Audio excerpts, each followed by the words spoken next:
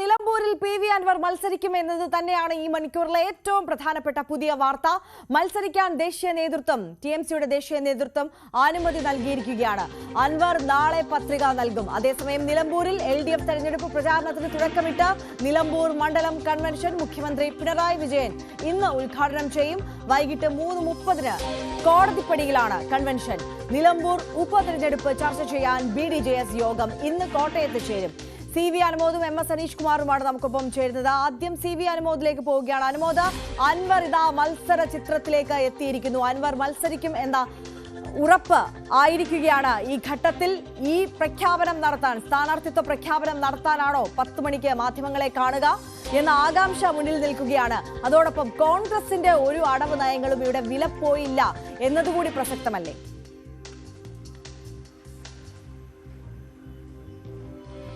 Arya, PV Anwar 10 മണിക്കാണ് മാധ്യമങ്ങളെ കാണുമെന്ന് അറിയിച്ചിട്ടുള്ളത്. നിലമ്പൂരിലെ ഉപതെരഞ്ഞെടുപ്പ് മത്സരിക്കുന്ന കാര്യത്തിൽ അദ്ദേഹം പരസ്യ പ്രഖ്യാപനം അത് നടത്തും എന്ന കണക്കുകൂട്ടൽ തന്നെയാണുള്ളത്. പക്ഷേ കഴിഞ്ഞ ദിവസങ്ങളിലൊക്കെ ഉണ്ടായിരുന്നതുപോലെ അൻവർ എന്ത്, എപ്പോൾ, എങ്ങനെ പ്രതികരിക്കുമെന്ന കാര്യത്തിൽ ഒരു പരിപൂർണമായിട്ടുള്ള ഒരു ഉറപ്പ് നമുക്ക് പറയാനാകില്ല.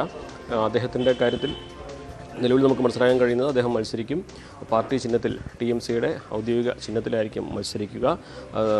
അദ്ദേഹത്തിൻ്റെ ഈ ഒരു തെരഞ്ഞെടുപ്പിൻ്റെ കാര്യങ്ങൾ വിലയിരുത്തുവാനായി ഡെറിക് ഒബ്രിയൻ അടക്കമുള്ളവർ അടുത്ത ദിവസം ഇവിടെ എത്തുമെന്ന വിവരവും ലഭിച്ചിട്ടുണ്ട്. അങ്ങനെ പോരാട്ടത്തിൽ അൻവർ മുന്നോട്ട് പോകുമെന്ന നിലപാട് തന്നെയാണ് സ്വീകരിച്ചിരിക്കുന്നത്. നാളെയാണ് നാമനിർദ്ദേശ പത്രിക സമർപ്പിക്കാനുള്ള അവസാന ദിവസം. സ്വാഭാവികമായിട്ടും നാളെ രാവിലെ അദ്ദേഹം പത്രിക സമർപ്പിച്ചാലും പിന്നീടും നാമനിർദ്ദേശ പത്രിക പിൻവലിക്കാനുള്ള സമയം വരേക്കും പലതരത്തിലുള്ള സമ്മർദ്ദങ്ങൾക്കും അല്ലെങ്കിൽ ചർച്ചകൾക്കും ഒരു വാതിൽ തുറന്നിട്ടിട്ടുണ്ട്. സ്വാഭാവികമായിട്ടും അങ്ങനെ ഒരു പത്രിക സമർപ്പണം നടന്നാൽ മാത്രമേ അതിലേക്ക് കാര്യങ്ങൾ എത്തുകയും ചെയ്യുള്ളൂ. അപ്പോൾ അദ്ദേഹം മത്സരിക്കുമെന്ന് പ്രഖ്യാപിച്ചാലും നാമനിർദ്ദേശ പത്രിക സമർപ്പിച്ചു കഴിഞ്ഞാലും വീണ്ടും രഹസ്യമായ ശ്രമങ്ങളൊക്കെ തുടരുമെന്ന് തന്നെ വേണം കരുതുവാൻ. കാരണം ഇന്നലെ രാത്രി ഇനി UDF അൻവറുമായി ഒരു ചർച്ചയ്ക്കുമില്ലെന്ന് വ്യക്തമാക്കിയ ശേഷമാണ് രാത്രി രാഹുൽ മാങ്കൂട്ടത്തിൽ PV അൻവറിനെ ചെന്ന് കണ്ടത്. അൻവറിൻ്റെ ഉദായിലെ ഈ വീട്ടിൽ വെച്ച് തന്നെയായിരുന്നു കൂടിക്കാഴ്ച. അപ്പോൾ എല്ലാ വഴികളും അടഞ്ഞു എന്ന് പരസ്യമായി പറയുകയും വീണ്ടും അൻവറിനെ മത്സരിപ്പിക്കാതിരിക്കാനുള്ള, അൻവറിൻ്റെ പിന്തുണ നേടാനുള്ള എല്ലാ ശ്രമങ്ങളും UDFിൻ്റെ ഭാഗത്ത് നടക്കുന്നുണ്ട് എന്ന് തന്നെയാണ് ഏറ്റവും പ്രധാനപ്പെട്ട ഒരു കാര്യം. അതുകൊണ്ട് തന്നെ അൻവർ നാമനിർദ്ദേശ പത്രിക സമർപ്പിക്കും.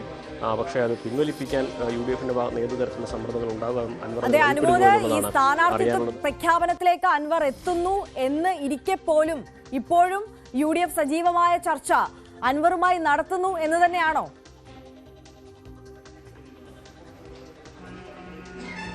തീർച്ചയായും സജീവമായിട്ടുള്ള പരസ്യ ചർച്ചകൾക്കുള്ള സാധ്യതകൾ ഇന്നലെ തന്നെ UDF യോഗത്തിന് ശേഷം ഇനി പ്രതികരിക്കാനില്ല, ഇനി ചർച്ചകളില്ല എന്ന് നേതാക്കൾ വ്യക്തമാക്കിയത് അടഞ്ഞു കഴിഞ്ഞാണ്. പക്ഷേ രാഹുൽ മാങ്കൂട്ടത്തിനെ പോലെയുള്ള VD സതീശൻ്റെ ഏറ്റവും വിശ്വസ്തനായ നേതാക്കളിൽ പലരും അൻവറുമായി ഈ തരത്തിൽ ബന്ധപ്പെടുന്നുണ്ട്. രാഹുൽ മാങ്കൂട്ടത്തിൽ നേരിൽ അൻവറിനെ കണ്ടത് തന്നെ ഒരുപക്ഷെ VD സതീശൻ്റെ ദൂതനായിട്ടോ അല്ലെങ്കിൽ VD സതീശന് പറയാനുള്ളത് പങ്കുവയ്ക്കാനോ ഒക്കെ ആയിട്ടും കണക്കാക്കുന്നത്. കാരണം VD സതീശനും രാഹുൽ മാങ്കൂട്ടത്തിലും എത്രമാത്രം വലിയ സൗഹൃദത്തിലാണ്, എത്ര വലിയ ആത്മബന്ധമാണെന്ന് നമുക്കറിയുന്ന കാര്യമാണ്. അപ്പോൾ അത്തരത്തിൽ ഉള്ള സാധ്യതകളൊക്കെ തുറന്നിട്ടുകൊണ്ട് തന്നെയാണ് അൻവറിൻ്റെ രാഷ്ട്രീയ നീക്കങ്ങൾ പുരോഗമിക്കുന്നത്.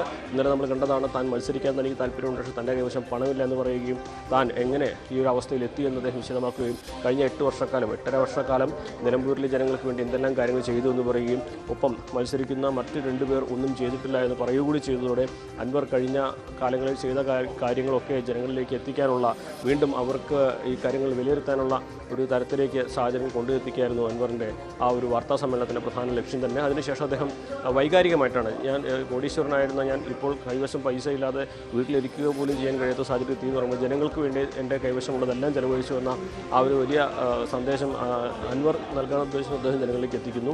അങ്ങനെ ജനവികാരം തനിക്ക് അനുകൂലമായിട്ടുണ്ടോ എന്ന് പരിശോധിക്കുന്നു.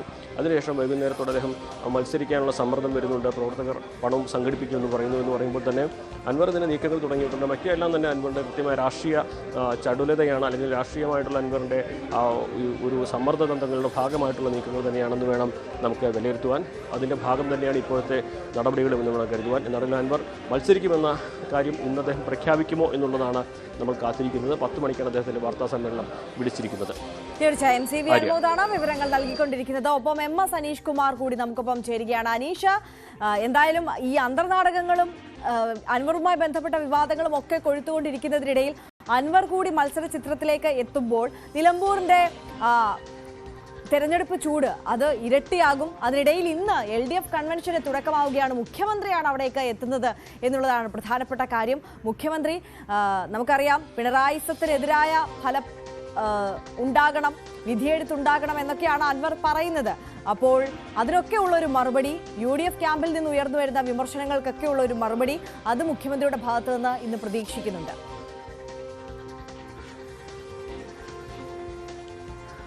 തീർച്ചയായും ഈ തെരഞ്ഞെടുപ്പിന്റെ ഒരു കേളികൊട്ട് ഉയർന്നപ്പോൾ മുതൽ തന്നെ ഉയർന്നു കേൾക്കുന്ന പേര് പിണറായി വിജയന്റെ തന്നെയാണ്. കാരണം ഈ PV അൻവർ ഈ MLA സ്ഥാനം രാജിവെച്ചത് പോലും പിണറായി വിജയന്റെ പോലീസ് നയങ്ങളിൽ പ്രതിഷേധിച്ച് അല്ലെങ്കിൽ പിണറായിസം നടപ്പിലാക്കാൻ ശ്രമിക്കുന്നു എന്ന് ആരോപിച്ചാണ്.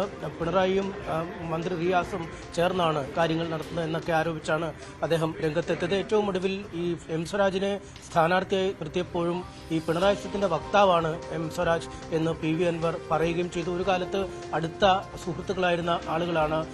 ഈ പ്രദേശത്തെ പ്രവർത്തനങ്ങളൊക്കെ ഏകോപിപ്പിച്ചത് രണ്ടുപേർ ചേർന്നൊക്കെയാണ്. പക്ഷെ അതിനുശേഷം കളം മാറിയപ്പോൾ വലിയ വിമർശനങ്ങളുമായി രംഗത്തെത്തുന്നു. ഒപ്പം ആദ്യഘട്ടത്തിലൊക്കെ ഈ PV അൻവറിന്റെ വിമർശനങ്ങൾക്ക് മറുപടി നേരിയ തോതിൽ നൽകിയെങ്കിലും അതിന്റെ വിശദാംശങ്ങളിലേക്ക് കടക്കാതെ PV അൻവറിനെ അവഗണിച്ച് മുന്നോട്ട് പോകുന്ന ഒരു കാഴ്ചയാണ് നമുക്ക് പലപ്പോഴും ഈ പിണറായിയുടെ പക്കൽ നിന്നും കാണാൻ കഴിഞ്ഞത്. പക്ഷേ ഇനിയിപ്പോൾ ഈ നിലമ്പൂരിലെ മണ്ണിൽ ഉപതെരഞ്ഞെടുപ്പിൽ പ്രസംഗിക്കാൻ എത്തുമ്പോൾ എന്തൊക്കെ കാര്യങ്ങൾ അൻവറിനെതിരെ മുഖ്യമന്ത്രി പറയും എന്നത് തന്നെയാണ് ഏറെ കൗതുകമുയർത്തുന്ന കാഴ്ച. എന്തായാലും എം സ്വരാജിനെ സ്ഥാനാർത്ഥിയായി പ്രഖ്യാപിച്ചതോടുകൂടി തന്നെ ഇടതുമുന്നണി പ്രവർത്തകർ വലിയ ആവേശത്തിലാണ്.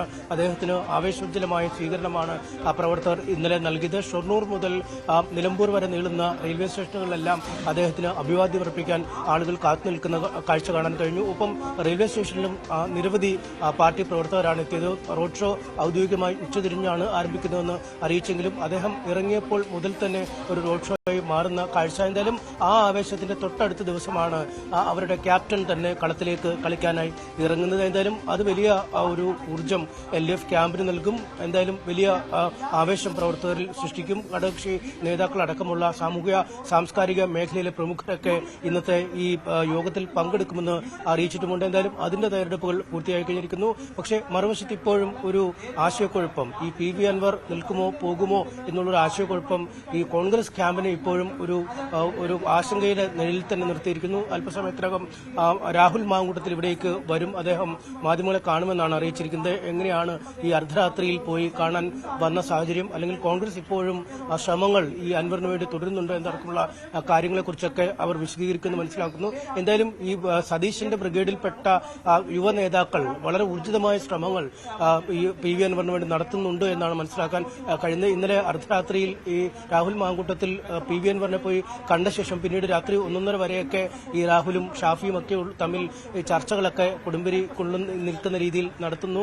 മറ്റു നേതാക്കളുമായി ആശയവിനിമയം നടത്തുന്നു. അങ്ങനെ വളരെ തീവ്രമായ ഒരു പരിശ്രമം എങ്ങനെയും അൻവറിനെ ഒപ്പം കൂട്ടാനായി അവർ നടത്തുന്നുണ്ട്. കാരണം അൻവറാണ് ഇവിടുത്തെ തുറുപ്പുചീട്ട്. കാരണം സംസ്ഥാന സർക്കാരിനെതിരായ നിശ്ചിതമായ വിമർശനങ്ങൾ അഴിച്ചുവിടാൻ UDF നേതാക്കളെക്കാളും പര്യാപ്തനായ ആൾ രണ്ടുവട്ടം MLA ആയ അൻവർ തന്നെയാണ് എന്ന ഒരു തിരിച്ചറിവുണ്ട്. ഒപ്പം അൻവർ മത്സരരംഗത്തിറങ്ങിയാൽ അത് ആരുടെ സാധ്യതകളെ ബാധിക്കും എന്ന കൃത്യമായ വിലയിരുത്തലും UDFിനുണ്ട്. കാരണം ഭരണവിരുദ്ധ വികാരം മൂലം വരാൻ സാധ്യതയുള്ള വോട്ടുകൾ ചിന്നിച്ചിതറിപ്പോയാൽ അത് ഒരുപക്ഷെ UDF സ്ഥാനാർത്ഥിയുടെ സാധ്യതകൾക്ക് മങ്ങലേൽപ്പിക്കും എന്നൊരു തിരിച്ചറിവും UDFിനുണ്ട്. അതുകൊണ്ട് ഈ ഘട്ടത്തിലും എങ്ങനെയും PV അൻവറെ ഒപ്പം കൂട്ടാനുള്ള തീവ്ര ശ്രമം തന്നെയാണ്. ഈ പുറത്ത് ഇത്തരമൊരു നീക്കം നടത്തുന്നില്ല എന്ന് പറയുമ്പോഴും അണിയറയിൽ അതിനുള്ള നീക്കങ്ങൾ തന്നെയാണ് നടന്നുകൊണ്ടിരിക്കുന്നത്. തീർച്ചയായും MS സതീഷ് കുമാർ സൂചിപ്പിച്ചതുപോലെ തന്നെ അണിയറയിൽ ഇപ്പോഴും കോൺഗ്രസ് തങ്ങളുടെ പാളയത്തിലേക്ക് അൻവറിനെ എത്തിക്കാനുള്ള നീക്കങ്ങൾ സജീവമായി തുടർന്നുകൊണ്ടിരിക്കുന്നു. രഹസ്യ ചർച്ചകൾ, മാരത്തൺ ചർച്ചകൾ പുരോഗമിക്കുന്നു എന്നുള്ളതാണ് മനസ്സിലാക്കുന്നത്. അതിനിടയിലാണ് അൻവർ മത്സരകളത്തിലേക്ക് ഇറങ്ങും എന്ന് ഉറപ്പിക്കാവുന്ന വിവരങ്ങൾ പുറത്തുവരുന്നത്. എന്തായാലും അവസാന നിമിഷമെങ്കിലും ഈ കാര്യത്തിൽ എന്തെങ്കിലും മാറ്റം ഉണ്ടാവുമോ എന്നുള്ളത് കണ്ടറിയണം. എന്തായാലും 10 മണിക്ക് അൻവർ മാധ്യമങ്ങളെ കാണുന്നുണ്ട്. സ്ഥാനാർത്ഥിത്വം പ്രഖ്യാപിക്കാനാകുമോ എന്നുള്ളത് നമുക്ക് ഈ ഘട്ടത്തിൽ ഉറപ്പിച്ച് പറയാൻ കഴിയില്ല. കാരണം അൻവറാണ് ഏത് നിമിഷവും കാര്യങ്ങൾ മാറും, നിലപാടുകൾ മാറ്റി പറയും, തീരുമാനം നാളത്തേക്ക് വെക്കും. അങ്ങനെയൊക്കെയുള്ള പ്രഖ്യാപനങ്ങൾ സ്വാഭാവികമായി ഉണ്ടാകുന്ന സാഹചര്യമാണ്.